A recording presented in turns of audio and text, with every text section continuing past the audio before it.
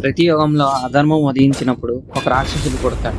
వాడు క్రూరుడై శక్తివంతుడై ఉంటాడు. మన కథలో ఆ రాక్షసుడే కాలనేమి. వాడు ఒక బ్రహ్మ రాక్షసుడు, చాలా క్రూరుడు. దేవతలను ముప్పు తిప్పలు పెట్టి దేవలోకంలో ప్రశాంతంగా ఉండనిచ్చేవాడు కాదు. వాడి అహంకారానికి కారణం బ్రహ్మదేవుడు ఇచ్చిన వరం, అమరత్వం.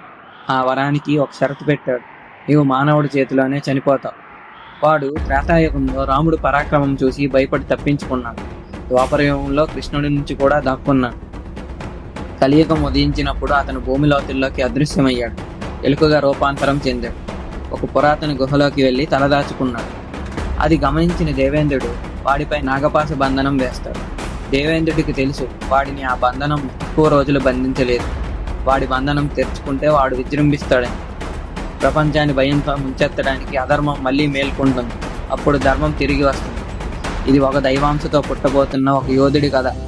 పూజింపబడడానికి కాదు, పోరాడడానికి జన్మిస్తాడు. అతను దేవుడు కాదు, అతను రుద్రుడు.